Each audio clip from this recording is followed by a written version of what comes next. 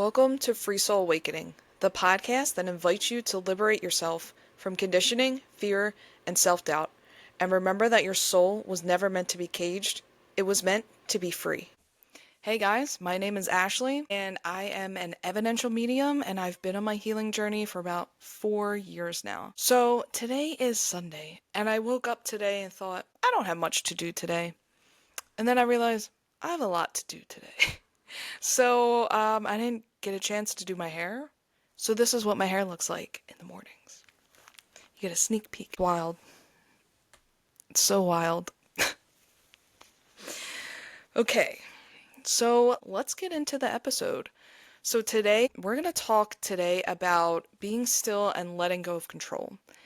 And I think being still and letting go of control is one of the hardest things that we can do because it means we have to put our trust into God, the universe, or our guides. Being still is a mantra that I actually live by, at least that I try to live by. And being still and letting go spiritually means putting your trust in the universe that everything will work out the way it's supposed to. I know it can be really, really hard and very difficult, but just know that everything will work out for our highest and best good. And the more we try to control things, the more anxiety we have because we actually can't control it. So what happens is we start to overthink certain situations or things that happen in the future, and we're overthinking it because we're trying to control it. Oh, I wonder what's going to happen. I wonder what they're going to do. I wonder what this person, and we're also worried about everybody else instead of focusing on ourselves. That's what causes a lot of our anxiety, because you know what they say, if you focus too much on the past, that's where we get sad. That's depression, when we're just focusing on what we could have done or what should have happened. And then our anxiety comes from focusing too much on the future and trying to control things in our lives. Sometimes we think we know what's best for us when really we don't know what's best for us. Our guides, God, whatever higher power name you want to use, they know what's best for us.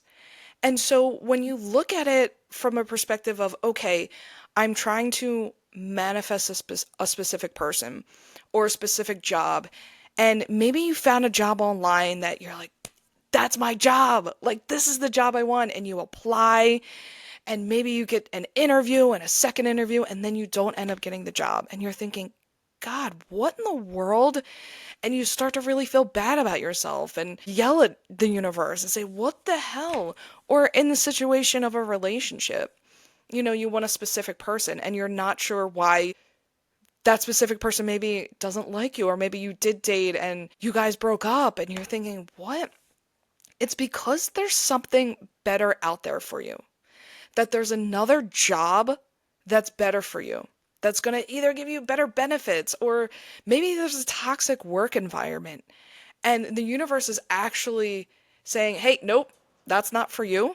Hey, nope, this person is not for you because there's a better person out there and there's a better job out there, or whatever the situation is, there's something better for you. And a lot of times I know we think of toxic relationships as, oh, horrible. Why did the universe put this person in my life, or this job is awful, or whatever the case may be. Maybe you have a friend that's terrible.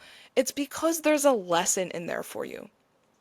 There's a lesson in everything that we do and everyone we meet, especially in toxic relationships. And I'm going to do a whole segment of karmic relationships, but we need to be able to take that lesson from that situation. And if you take a toxic relationship, for instance, okay, what am I supposed to learn? Because we learn a lot in those relationships. We learn what we want, what we don't like, what we could tolerate.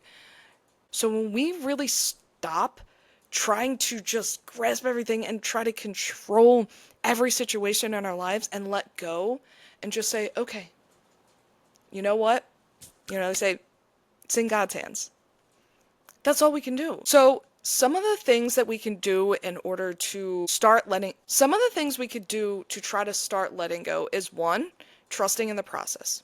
So accepting that things may not unfold exactly as we plan, and trusting that the universe will provide the best outcome.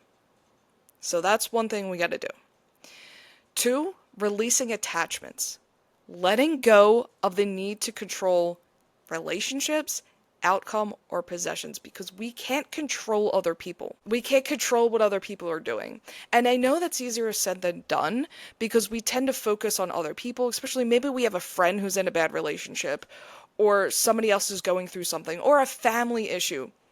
That's not our journey.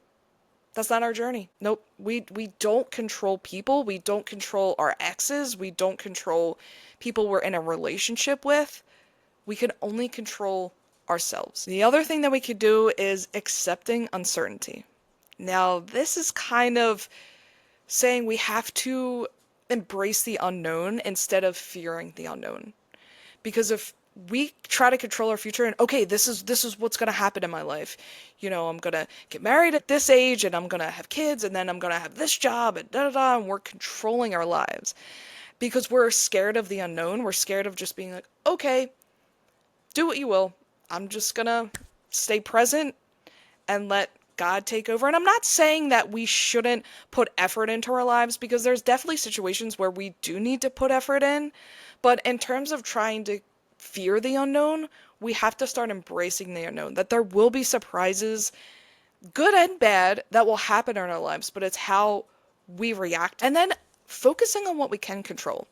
And like I just said, we can't control anybody but ourselves. So we have to focus on us, and we can control and what we can control about ourselves. So we can control our emotions, how we react to certain situations. We control our thoughts and attitudes. We're not responsible for how other people think about us or what they feel or how they feel. We can only control our own minds. And the more we focus on our own journey, the less stress and anxiety we'll feel trying to focus on other people or anything else that's out of our control. And I am a firm believer that everything happens for a reason. Our guides will never fail us as long as we trust in our intuition. So a little exercise that I like to do, and it's kind of a form of meditation, is just being present.